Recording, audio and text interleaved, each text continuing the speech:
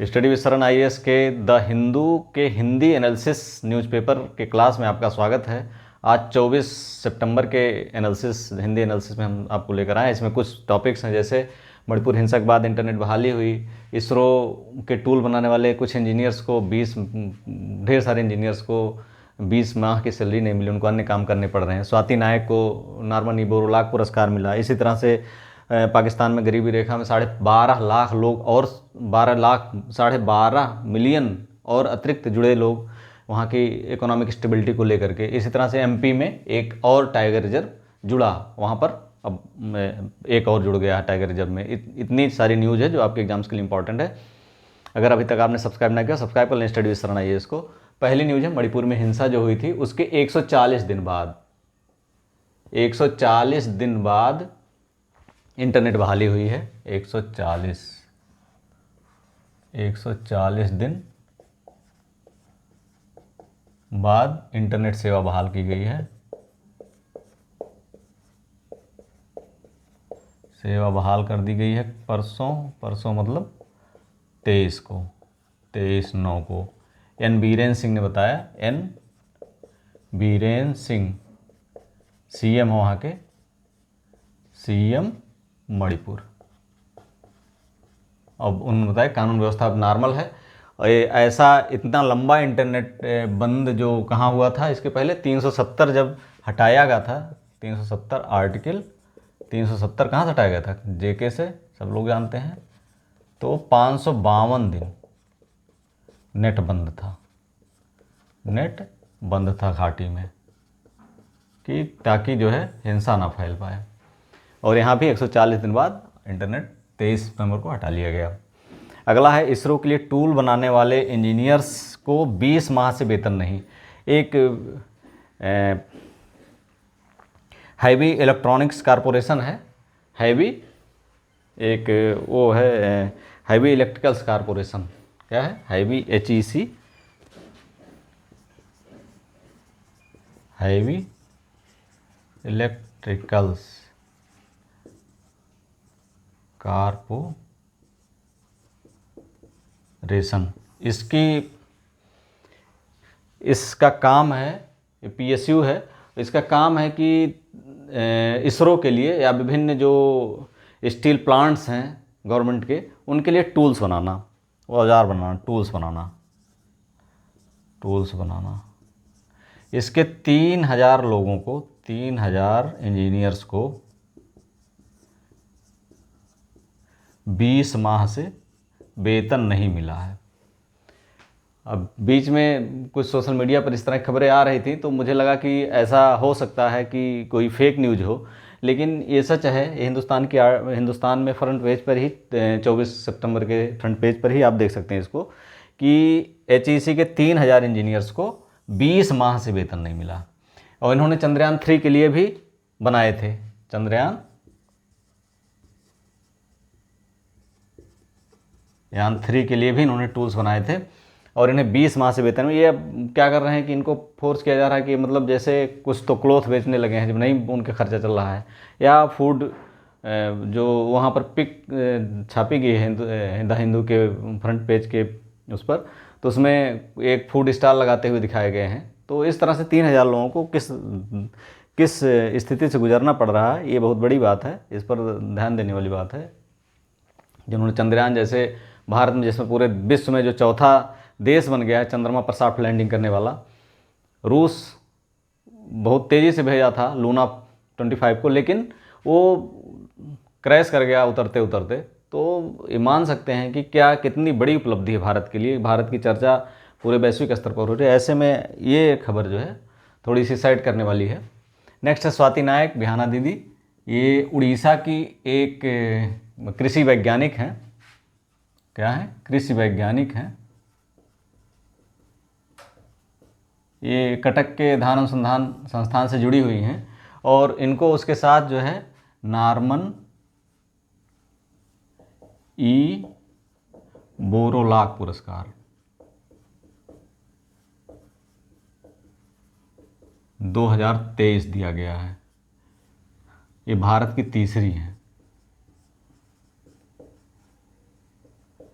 कृषि के क्षेत्र में कृषि वैज्ञानिकों को दिया जाता है, कृषि क्षेत्र में उत्कृष्ट कार्य करने के लिए ये दिया जाता है नॉर्मन ई बोरलॉग पुरस्कार।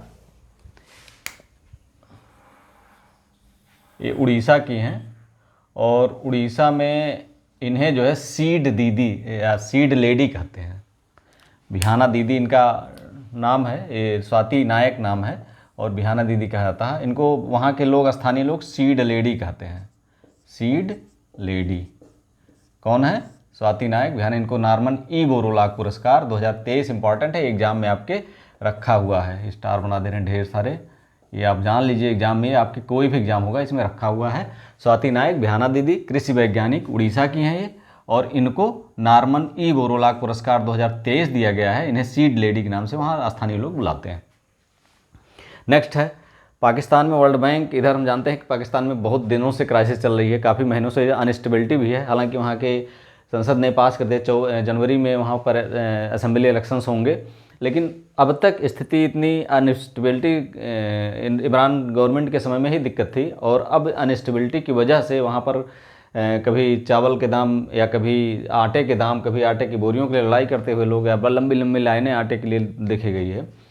पेट्रोल के दाम कभी बहुत, दूध के दाम 200-300 रुपये लीटर, मतलब इस तरह से बहुत सारी खबरें आ रही थी। ऐसे में वर्ल्ड बैंक ने उनको चिताया है, आज सजेशन दिया है कि वो अब सख्त कदम उठाएं, क्योंकि अगर इसी तरह स्टेबिलिटी तो दिवाला होने में टाइम नहीं लगेगा।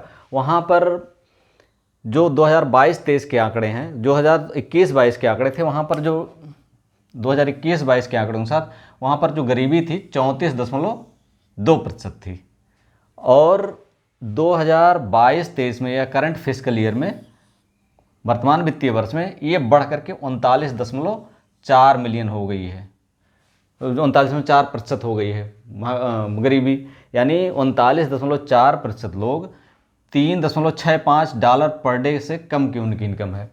$3.65 US डॉलर से कम उनकी इनकम है, 29.4%। ये जो है अब वर्तमान में 95 मिलियन कुल संख्या हो गई है, और पहले जो है 12.5 लाख बढ़े हैं। इस यहाँ से यहाँ आने में 12.5 मिलियन, लाख नहीं मिलियन लोग बढ़ गए हैं। 12.5 मिलियन लोग वहाँ की गरीबी रेखा में और जुड़ गए हैं इस अनस्टेबिलिटी की वजह से। ऐसे वर्ल्ड बैंक ने चेताया है सख्त कदम उठाने के लिए, सुधारात्मक कदम उठाने के लिए बार बार पाकिस्तान को बोल रहा है, जिससे स्थितियाँ और ना बिगड़ने पाएँ। अगला है MP gets 7th tiger reserve. Madhya Pradesh में 7वां टाइगर रिजर्व बना। अभी तक सबसे ज़्यादा जो है बाघों की संख्या हम जानते हैं कि कहाँ पे है, मध्य प्रदेश में है। और यहाँ पर बाघ जनगणना 2018 हुई थी, 2018 की बाघ जनगणना हुई थी, उसके अनुसार 526 बाघ थे। कितने थे? 526 बाघ थे। और जो 2022 की जनगणना हुई है बाघों की, वो 785 बाघ हो गए बाघ, ठीक, 785 बाघ, यानी 785 बाघ इसमें सबसे ज़्यादा पूरे इंडिया में। हालांकि विश्व में भी अगर देखा जाए 2/3 बाघ पूरे विश्व के यहीं हैं, भारत में। और यहाँ पर मध्य प्रदेश ऐसा है जहाँ पर भारत के सबसे ज़्यादा बाघ पाए जाते हैं, 785। इसमें 2022 की गणना है बाघों की। यहाँ पर 6 टाइगर रिजर्व पहले से थे। कौन कौन से थे? कान्हा, पेंच, बांधवगढ़, सतपुड़ा, पन्ना, संजय डुगरी, ये 5-6 पहले से थे। 7वां जो बना है वीरांगना दुर्गावती टाइगर रिजर्व, 7वां ये बनाया गया है वीरांगना दुर्गावती टाइगर रिजर्व। ये सागर, दामोह और मध्य प्रदेश के सागर, दामोह और मध्य प्रदेश के डिस्ट्रिक्ट्स में फैला हुआ है। भारत का जो टाइगर प्रोजेक्ट है, इसकी अभी 29 जुलाई को जो बाघ जनगणना हुई, उसके अनुसार 2/3 पूरे विश्व के 2/3 बाघ यहाँ पर हैं। भारत में जनगणना हुई, आगे क्लास में हम देखेंगे। एक क्लास 6 मंथ अगस्त तक की, फरवरी से अगस्त तक की जो करंट अफेयर्स है, वो मैं जल्दी ही 1-2 दिन में आपके सामने होगा वो। तो उसमें ये बाघ जनगणना की डिटेल उसमें हम दे देंगे कि क्या क्या है। और फिलहाल MP में वीरांगना दुर्गावती टाइगर रिजर्व 7वां बना है। ये पूछा जा सकता है, ये वहाँ के MP के अगर एग्जाम कोई है तो सागर, दामोह, नरसिंहपुर, वो 3 जिलों में फैला हुआ है। 7वां है वीरांगना दुर्गावती टाइगर रिजर्व। अगर MP के हैं कोई तो कान्हा, पेंच, बांधवगढ़, सतपुड़ा, पन्ना, संजय डुगरी, ये 6 पहले थे। 7वां ये 7 याद कर लीजिए। अगर बाहर के हैं तो उसमें 2 डाटा, मतलब अगर अन्य स्टेट के एग्जाम दे रहे हैं, सिविल दे रहे हैं, तो 2018 में 526, 2022 में 785 सबसे ज़्यादा टाइगर है यहाँ पे। और 7वां ये हुआ वीरांगना Durgavati tiger reserve Sagar Damoh Narsinghpur district में फैला हुआ है। इस तरह से ये आज की क्लास ख़त्म होती है। ये 24 सितंबर का द हिंदू का एनालिसिस है और 25 का आज आपको शाम को मिल जाएगा। अगर आपको वीडियो अच्छा लगा like subscribe and share. Thank you for watching.